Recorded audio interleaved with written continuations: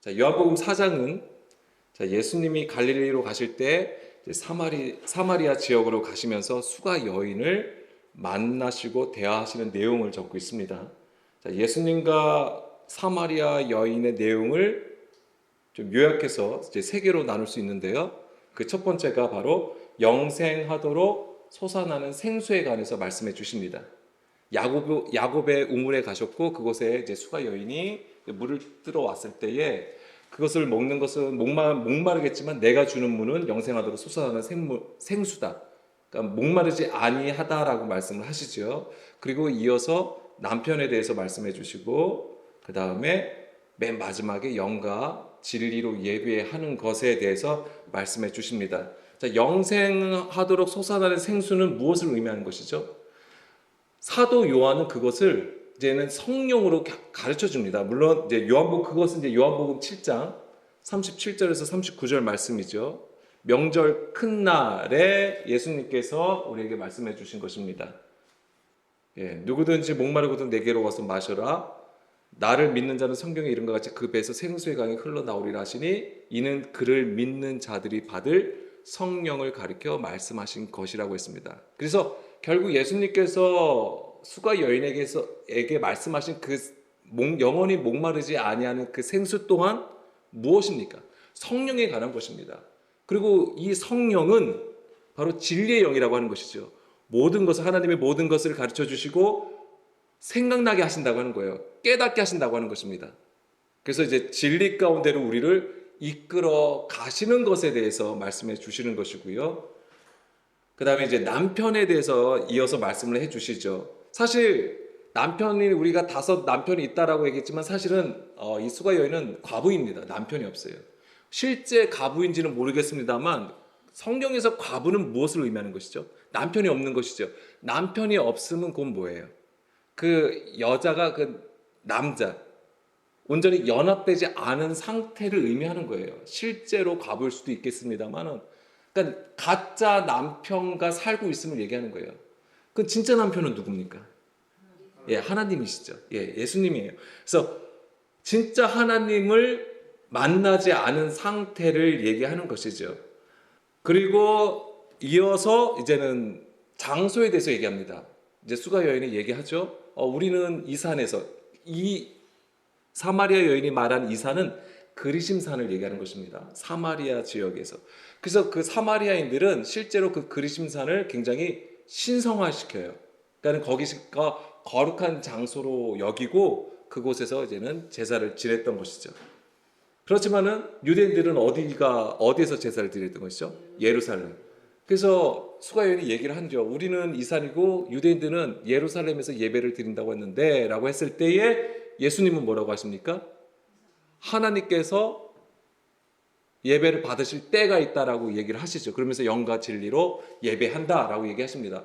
그러니까 사실 이 수가 여인이 얘기했던 것은 물리적인 장소였어요. 그런데 하나님은 때를 얘기하셨다고 하는 것이죠. 이제 그런 부분들도 이제는 우리가 알아야 되는 것입니다. 그래서 지난 시간에는 이제 인트로식으로 소개하는 것으로 이제는 말씀을 나눴습니다. 그래서 오늘 이제 좀 더 구체적으로 이제 말씀을 이어가겠습니다. 자, 요한복음 4장 3절, 4절 말씀.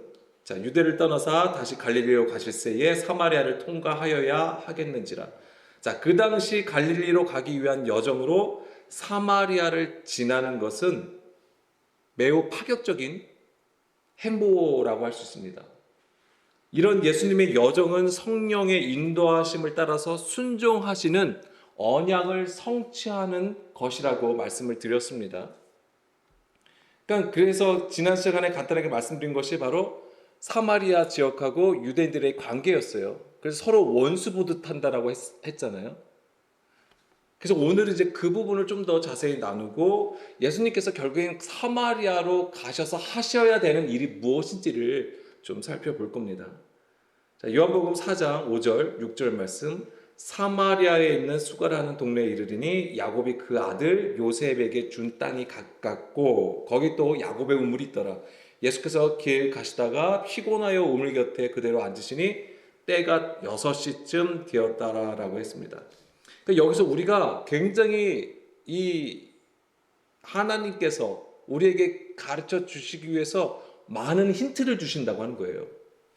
결국에는 영과 진리로 예배하는 것이 무엇인지에 대해서 말씀해 주시는 건데, 그래서 첫 번째는 그 생수예요.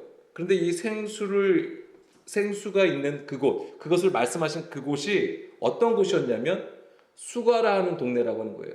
근데 이 동네가 어떤 곳이냐면 야곱이 요셉에게 준 땅이라고 하는 거예요. 굳이 이런 얘기까지 왜 썼을까요?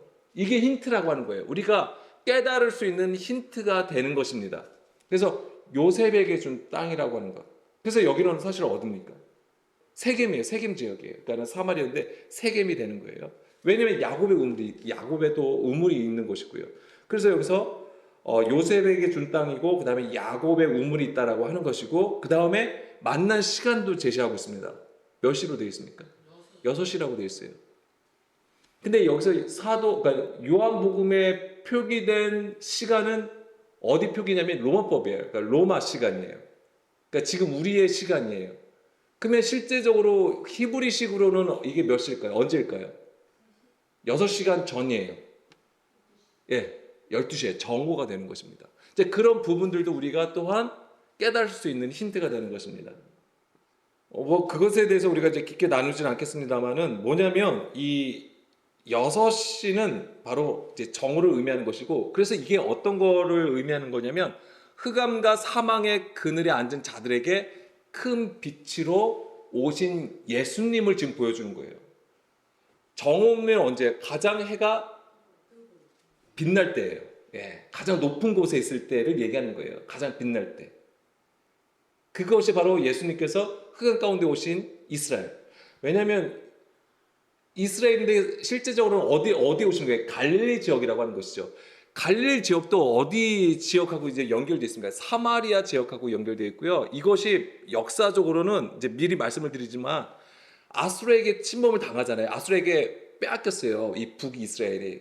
그때에 이 갈릴리 지역에 있는 사람들을 어디로 많이 이동을 시키냐? 갈릴리 지역에 섞여 있죠. 이제 혼합되게 되어 있어요. 이제는 이 끌고 갔다가 여기 이제 남자들이 없어요. 그러니까는 다시 그 지방에 있는 이방 사람들을 데리고 와서 같이 살게 합니다. 그리고 어디에 거주하게 하냐면 사마리아 지역에 거주하게 되는 거예요. 그래서 유대인들이 그런 역사적인 배경 속에서 그들이 혼합되어 있다라고 했기 때문에 그들을 멸시했던 것입니다. 그런 배경들을 가지고 있는 거예요.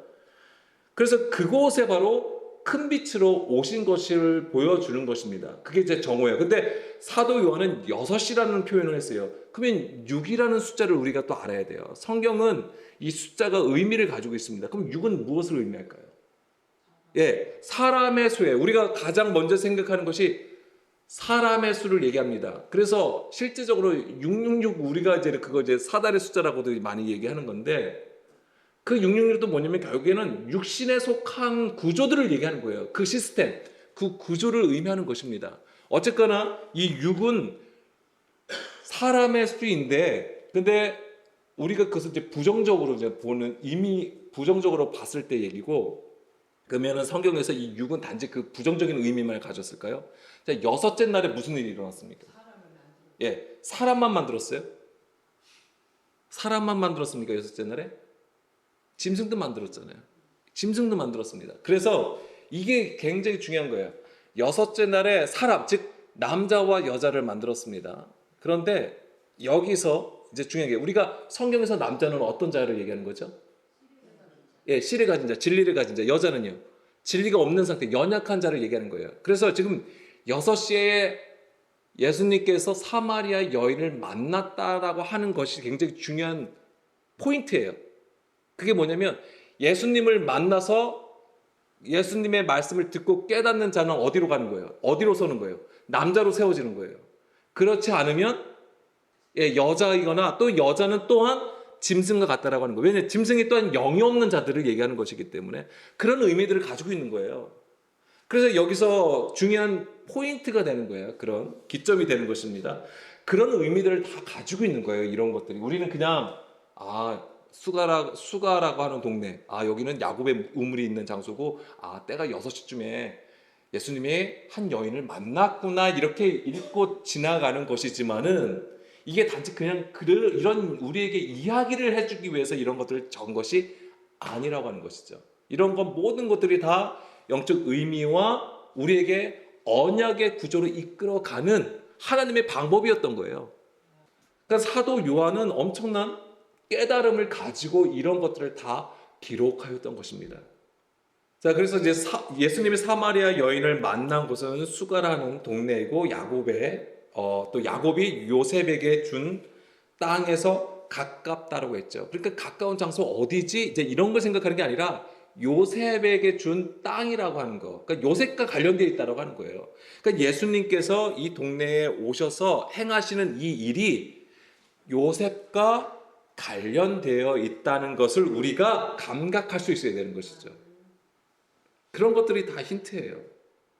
자, 유대인들과 사마리아인들은 서로 헐뜯고 무시하는 관계에 있는 것입니다. 이런 것이 아까 말씀드린 것처럼 역사적인 일들에서 이제 비롯된 것인데, 이런 배경들을 우리가 알면 예수님께서 왜 이곳으로 오셔야 되는지 그 여정의 목적을 우리가 분명히 알 수 있게 됩니다. 왕하 17장 22절에서 23절 말씀 보겠습니다.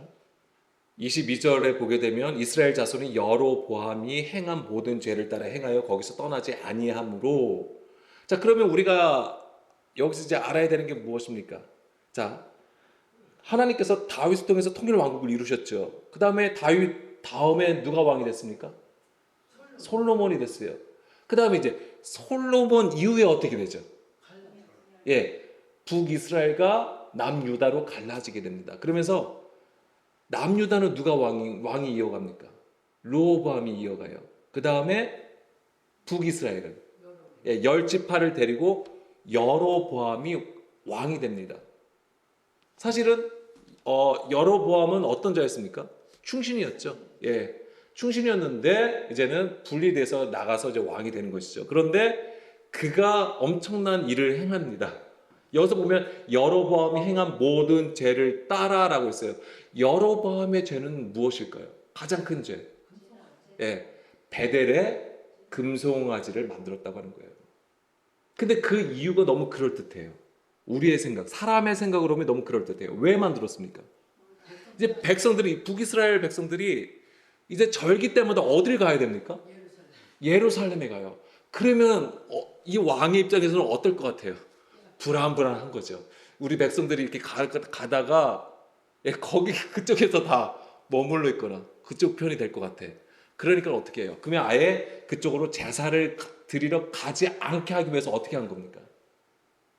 베델에 제단을 만든 거예요. 그게 금송아지예요. 그러니까 이유는 너무 그럴듯한 거죠. 그리고 뭐 예루살렘까지 가냐? 가까운 데서 예배 드리고 제사 드리면 되지. 이렇게 하는 거예요. 우리는요, 좋은 게 좋은 거라고 생각하면 절대 안 돼요. 우리가 편한 거, 우리가 기존에 했던 그런 것들이 좋다고 해서 그것이 다 좋은 것이 아닐 수 있다라고 하는 거예요. 어제는 맞을 수 있어요. 그런데 오늘은 그 가르침이 다를 수 있다라고 하는 거예요. 하나님 보시기엔 그럴 수도 있다라고 하는 것입니다. 왜냐면 그러니까 처음부터 우리가 진리 가운데에 그 반석 가운데 서지 않았다라고 하는 거예요. 그래서 우리의 상황을 따라서 해석하고 우리의 상황을 따라서 이제는 뭐 좋다 나쁘다라고 스스로 평가를 해버리는 것이죠. 그런 부분들을 우리가 항상 주의해야 되는 것입니다. 그래서 베델에 금송아지를 세우고 예배하게 한 것이 바로 여로보암의 죄예요. 음행을 하게 한 것이죠.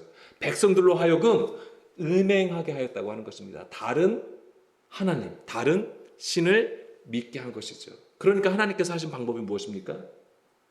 예, 치시는 거예요. 아수르를 통해서 북이스라엘을 치신 것입니다. 지금 이게 역사서잖아요. 지금 그것을 지금 배경으로 하고 있는 거예요. 그것을 말씀하고 계시는 거예요. 그러니까 보세요. 23절에 보면 여호와께서 그의 종 모든 선지자를 통하여 하신 말씀대로 드디어 이스라엘을 그 앞에서 내쫓으신지라. 이스라엘이 고향에서 아수르에 사로잡혀가서 오늘까지 이르렀다. 그러니까 아수르를 통해서 치시는 거예요, 북이스라엘. 그리고 다 끌고 가는 거예요. 남자만 대부분 끌고 가는 거죠. 어린이나 노약자, 여자들은 대부분 끌고 가지 않아요. 그러니까는 남자가 없으니까는 뭐예요? 이방인들을 데리고 와서 살게 하는 거예요. 아수르 왕이 그 일을 하게 된 것입니다. 제가 네, 여기 있습니다. 24절. 자, 아수르 왕이 바벨론과, 자, 보세요. 바벨론과 구다와 아와와 하맛과 스발와임에서 사람을 옮겨다가 이스라엘 자손을 대신하여 사마리아 여러 성읍에 두매 그들이 사마리아를 차지하고 여러 성읍에 거주하니라. 이게 그냥 사는 게 아니죠. 여자와 만나서 결혼하고 아이도 낳으면서 살았다고 하는 거예요. 그러니까 이제는 뭐냐면, 그래서 혼혈이 나오는 것이죠. 그래서 혼합됐다라고 하는 거예요. 그러니까 유대인들이 보기에는 오염됐다, 부정하게 되었다, 이렇게 판단했던 것이죠. 근데 여기서도 보게 되면 바벨론, 구다, 아와, 하맛, 스발, 와임 몇 개예요. 딱 5지역이 나와요. 그래서 아까 이제 수가 여인이라고 얘기할 때 5남편 얘기가 했잖아요. 그래서 이것을 얘기하는 학자들도 있습니다. 이것으로 바벨론, 구다, 아와, 하맛, 스발, 와임으로 얘기하기도 합니다. 근데 우리는 영적으로 깨달았던 것이 무엇입니까? 이스라엘이 계속해서 뭐예요? 이제 바벨론, 아수르, 로마, 그 다음에 하여튼 그렇게 해서 이제 5개를 우리가 여기는 것이죠. 그렇게 해서도 5남편으로도 얘기도 하기도 합니다. 이제 그런 부분들이 있어요. 그래서 이제 25절, 그들이 처음으로 거기 거주할 때에 여호와를 경외하지 아니함으로, 자, 어쨌거나 이스라엘에 들어왔잖아요. 그리고 거기는 하나님을 그들이 섬기지 아니하였다. 여호와를 경외하지 아니함으로 여호와께서 사자들을 그들 가운데 보내심에 몇 사람을 죽인지라. 그러니까 하나님의 심판이 임한 거예요. 하나님을 경배함이 없기 때문에 이제 하나님의 심판이 임한 것까지 이제는 기록되어 있습니다. 호세아 7장 8절 말씀도 보겠습니다. 호세아 선지자는 사마리아 지역을 중심으로 선지자 활동을 한 선지자입니다. 하나님의 말씀을 선포했어요. 이 사마리아 지역을. 호세아 7장 8절 말씀이요. 에브라임이 여러 민족 가운데 혼합되니 그는 곧 뒤집지 않은 전병이로다 라고 되어 있어요. 이거 에브라임이 뭐예요? 그러니까는 아까 남유다하고 북이스라엘고 나뉘었다고 했잖아요. 그 북이스라엘의 가장 중심이 되는 지파가 에브라임이었습니다. 예. 그래서 이 에브라임이 여러 민족 가운데 혼합되었다. 다 이제 이런 것들을 얘기하는 것이죠. 그러니까 사마리아 지역이 지금 혼합되어 있음을 얘기하는 거예요. 그러니까 북이스라엘을 얘기하는 것입니다. 그러니까 이게 다 음행이죠, 음행. 그래서 그것을 이제 호세아 선지자를 통해서 이제는 지적을 하시고 이제는 책망하시는 말씀들이 됩니다. 자, 왕하 17장 25절. 아까 그래서 이제 하나님의 이제 심판이 임하게 되잖아요. 그런데 보세요.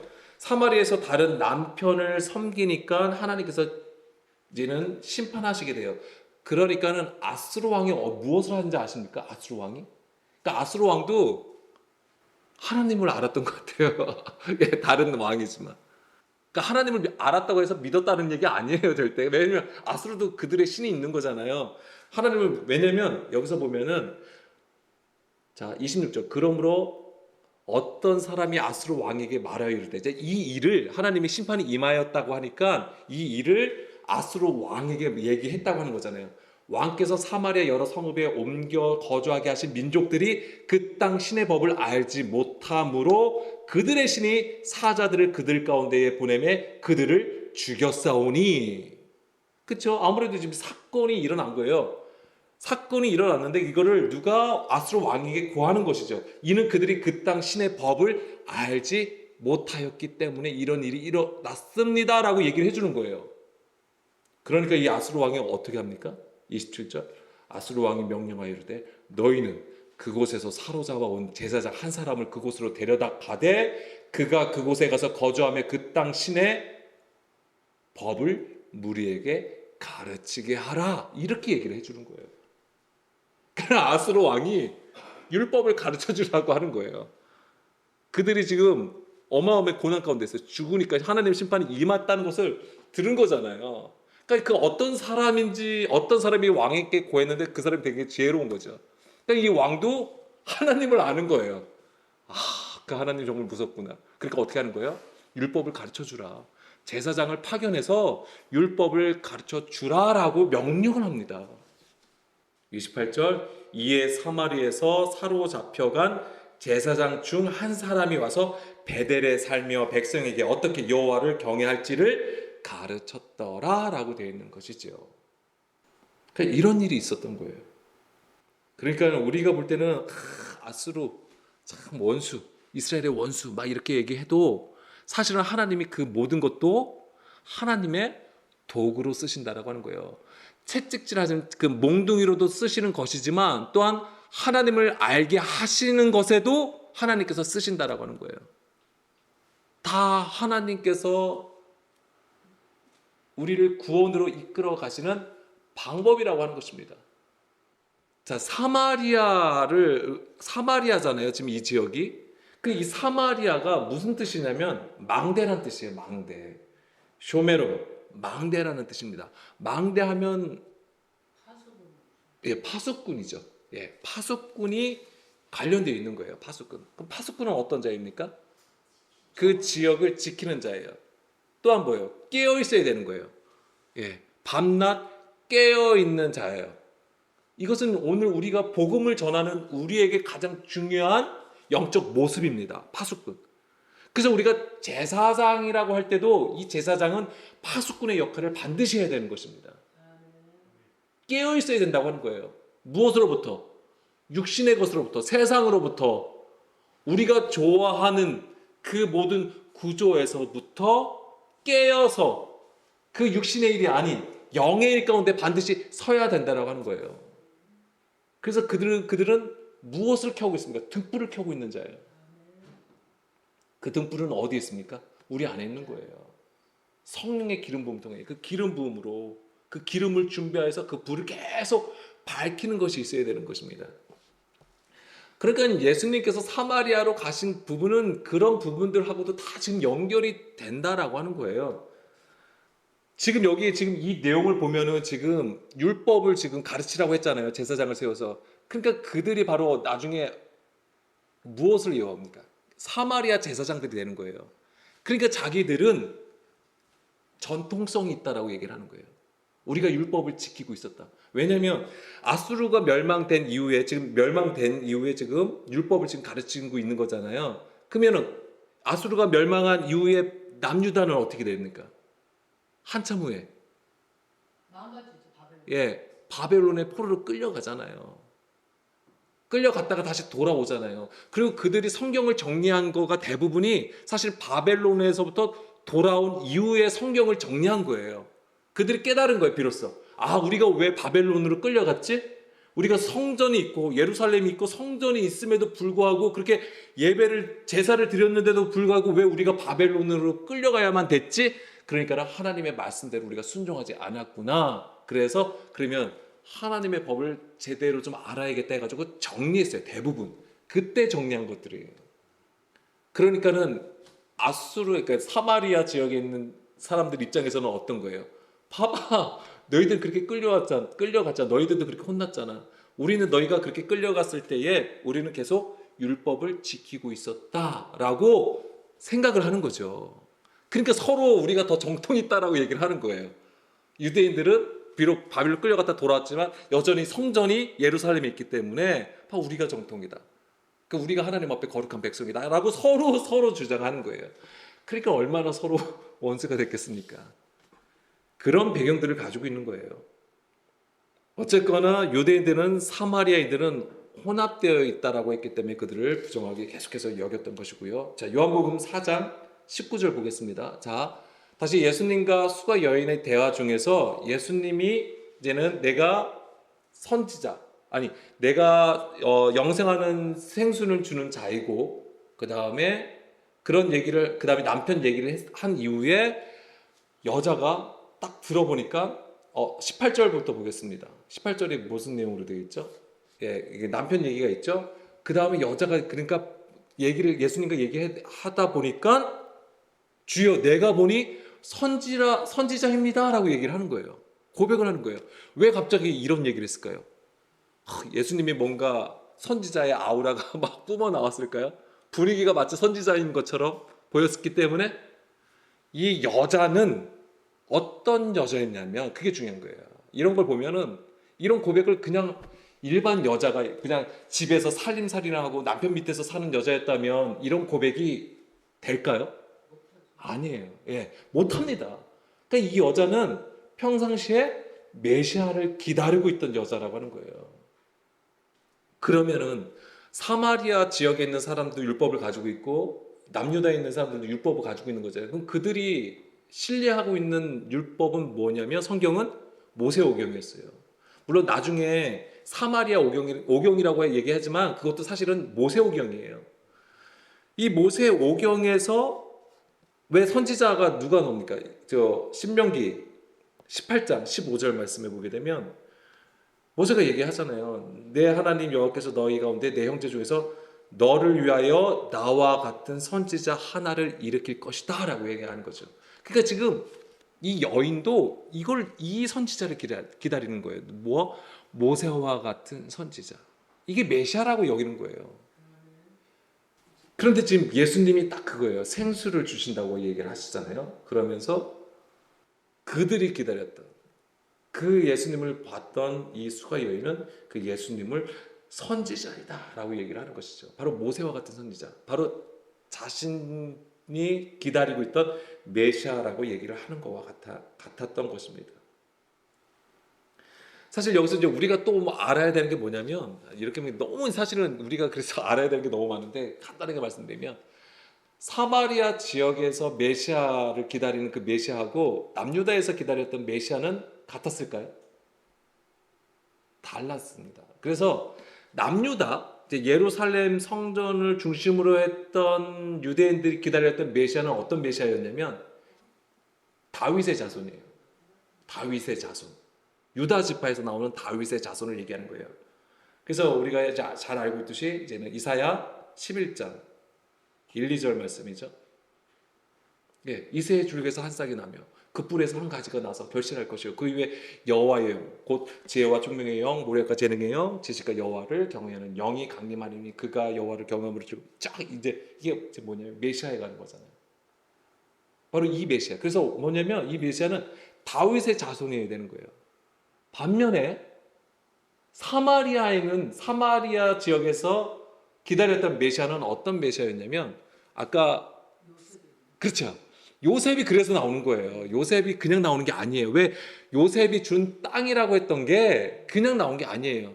그러니까 그들은 뭐냐면 요셉의 후손으로, 요셉의 계열에서 나올 거라고 생각을 하는 거예요. 그래서 우리가 이제 예전에도 나눴던 게 우리가 유다 계열에서 나오는 메시아가 있고, 그러니까 그리스도가 있고, 요셉, 그러니까 유다 계열, 그 다음에 요셉 계열. 그래서 요셉 계열은 숨겨진 그리스도를 얘기하는 것이고 유다 지파에서 나오는 그리스도는 드러난 그리스도라고 얘기를 한 적이 있습니다. 그런 부분하고도 다 연결이 되는 거예요.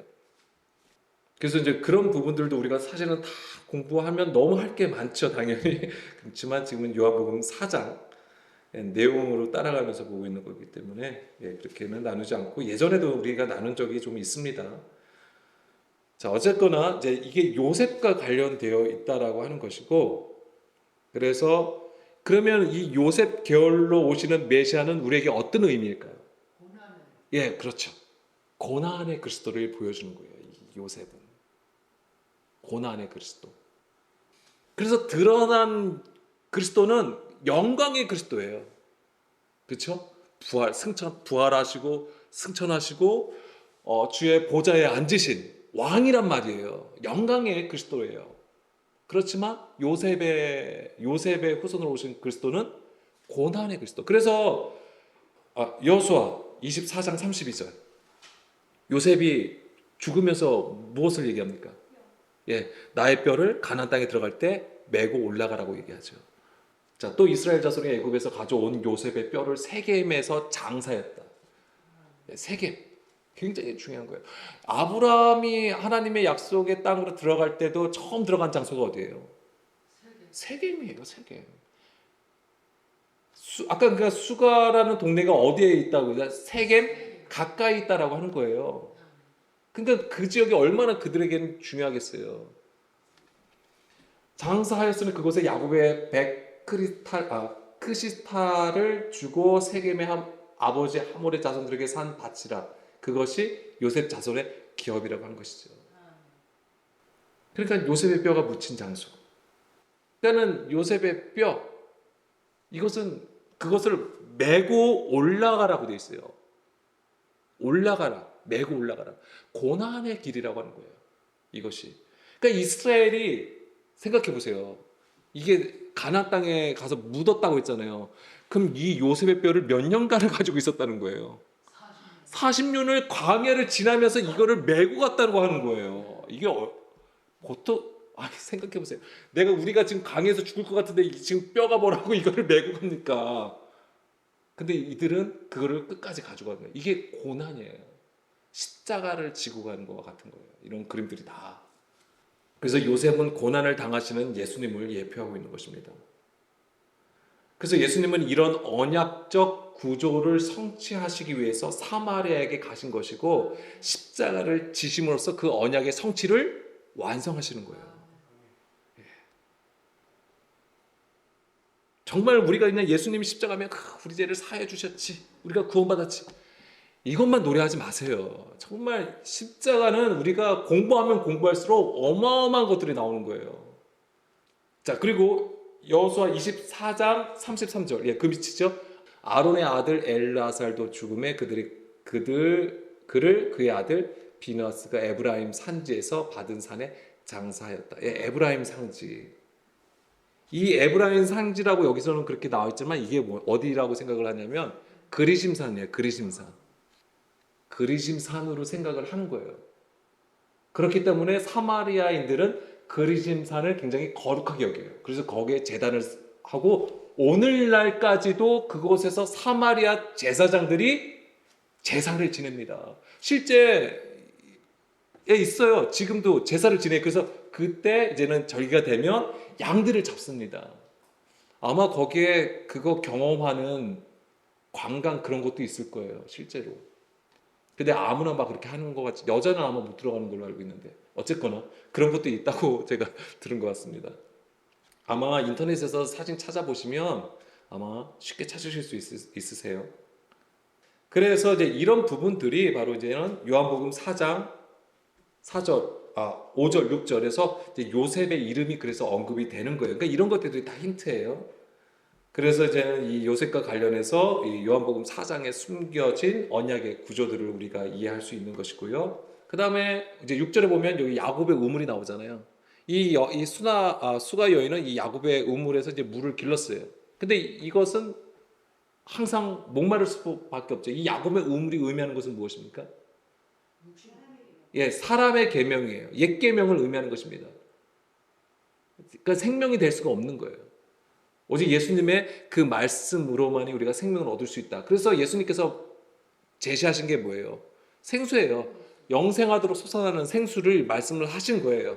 그것은 또한 우리가 알고 있듯이 이제 성령을 이제는 말씀하신 것이고요. 그리고 이 우물, 여기서 만난 장소가 우물이잖아요. 그래서 성경에서 우물은 또한 우물가는 굉장히 중요한 장소입니다. 제가 흔히 말씀드린 것처럼 맞선 장소예요. 믿음의 선진들이 여기서 만나는 거예요. 자, 이게 우연일까요? 그러니까 하나님은 이 우물을 통해서 우리에게 뭔가 계속 말씀해 주신다고 하는 거예요. 진정한 신랑과 연합하는 것이 무엇인지를 계속해서 말씀해 주신다고 하는 거예요. 이게 이제 우리가 딱 말씀드리면 진리에 우리가 말씀을 가지는 거가 그리스도와 연합하는 거예요. 신랑과 연합하는 것입니다. 그러니까 단지 우리가 이 문자적인 말씀을 보고 보는 거, 읽는 거 이것으로 되는 게 아니에요. 사실은 이거는 우리가 표면적인 거, 문자적인 것이고 그 안에 영으로 우리가 깨달아야 된다고 하는 거예요. 문자의 표면적인 거, 수건을 벗겨서 그 안에 영과 생명. 그래서 예수님이 내가 한 말이 영이요 생명이라고 했잖아요. 그 영과 생명으로 우리가 가지고 있어야 된다고 하는 거예요. 그것을 가지는 것이 바로 가지기 위해서 가야 되는 길이 십자가의 길이라고 하는 거예요. 고난의 길이라고 하는 것입니다. 어려운 것이죠. 결코 쉬운 게 아닙니다. 그래서 이 우물가에서 만난 사람들이 대표적으로 누구입니까? 그렇죠. 네. 이삭, 리브가, 야곱, 라헬 다 여기서 만나는 거예요.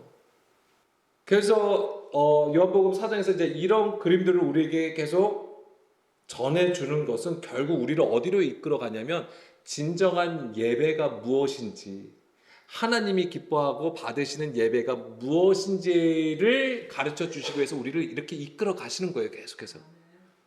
그래서 그 영과 진리로 예배하는 것이 무엇인지는 다음 시간에 하려고 합니다. 지금 이제 시간도 많이 갔거니와 또 그것이 또한 우리가 그냥 쉽게 알 수 있는 부분들이 아니에요. 사실은 우리가 엄청난 공부가 필요한 부분입니다만 그것 또한 정리해서 이제 나눌 예정입니다.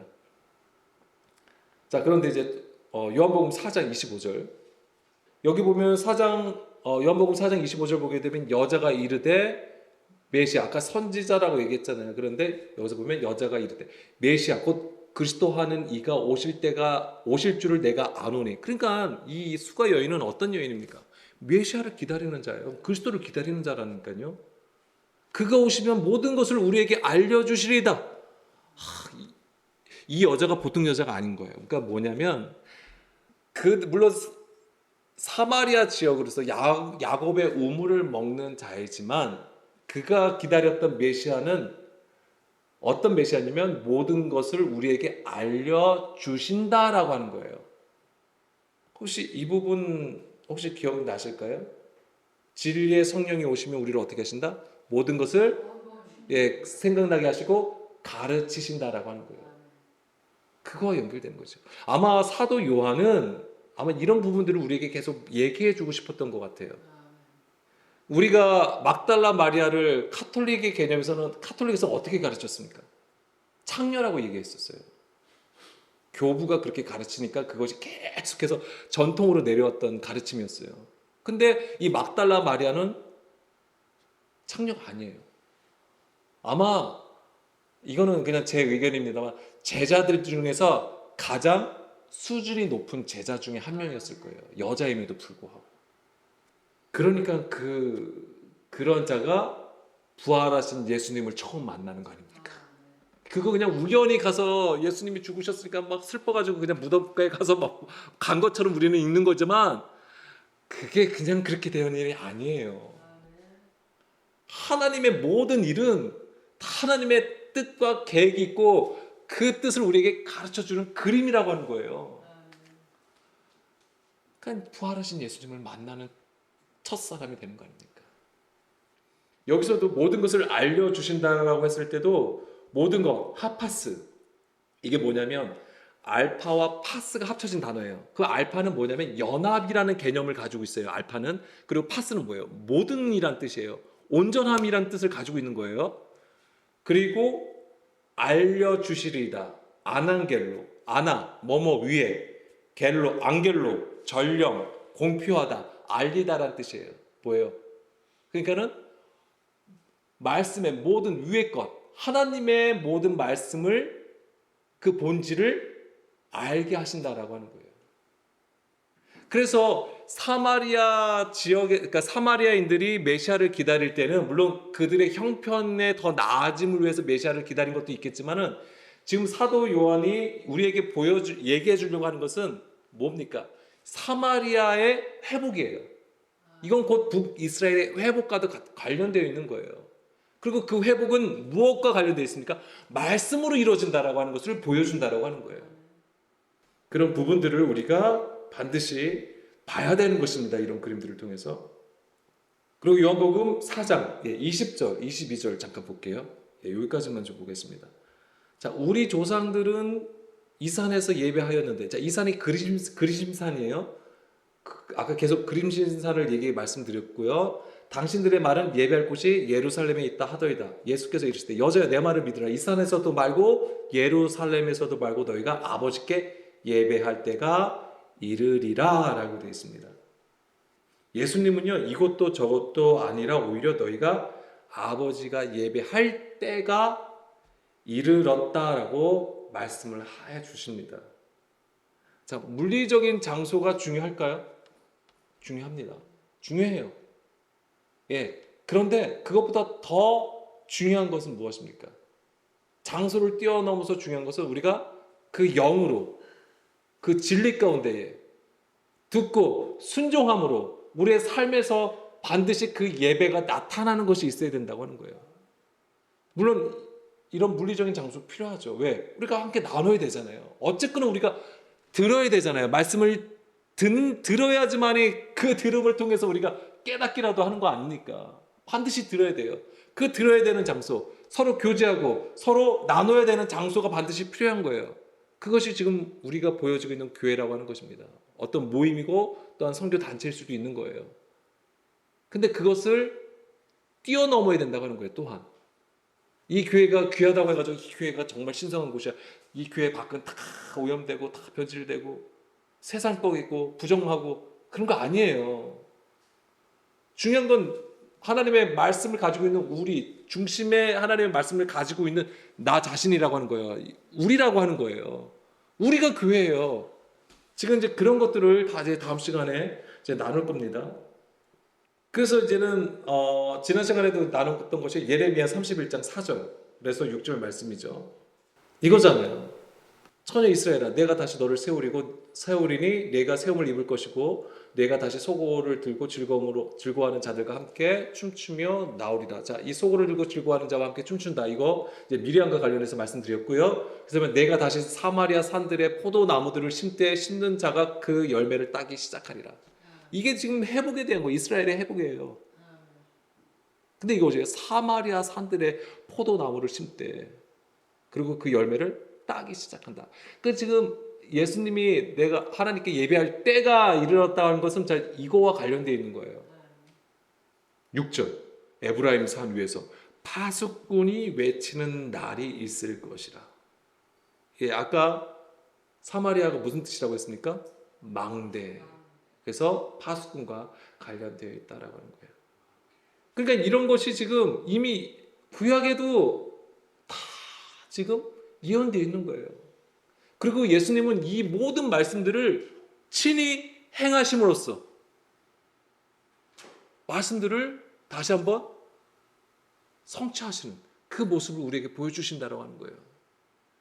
그리고 이것은 그 당시에 어떤 물리적인 이스라엘이라는 그 곳에 제한적으로 예수님께서 행하신 행보이지만은 이건 또한 오늘 우리 안에서 일어날 놀라운 회복의 역사가 된다고 하는 것입니다. 구원이 이런 게 구원이에요. 그냥 내가 예수님 믿어서 구원? 오케이, 그럼 됐어. 이런 게 아니에요.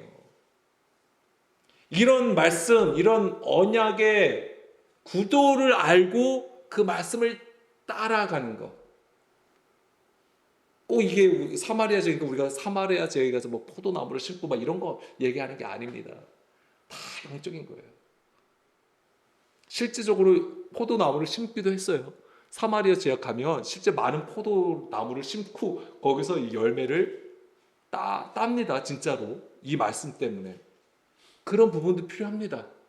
그래야지 우리 같은 후손이 나중에 정말 이런 일이 일어났네? 그러면 그런 것들이 다 표면적으로 드러나는 하나님의 일이에요. 그 얘기는 곧 하나님의 일하심이 우리 안에서 있게 된다라고 하는 증표가 되는 것이죠. 이런 것들이. 이런 것도 너무 필요한 것입니다. 자, 그리고 이제 마지막으로 이것만 말씀드리겠습니다. 자, 아까 사마리아가 망대라는 뜻을 가지고 있고 파수꾼과 관련되어 있다고 했습니다. 파수꾼이 나오죠, 여기서. 6절에 파수꾼. 이 파수꾼이 노찌림이라고 되어 있어요. 노찌림. 그럼 이 노찌림이 뭐냐라고 했을 때 유대인들이 노찜이라고 해요. 노찌림. 누구에게 노찌림이라고 하신지 아십니까? 나사렛 예수를 믿는 자들을 향하여 노찌림이라고 얘기를 합니다. 그들이 실제로.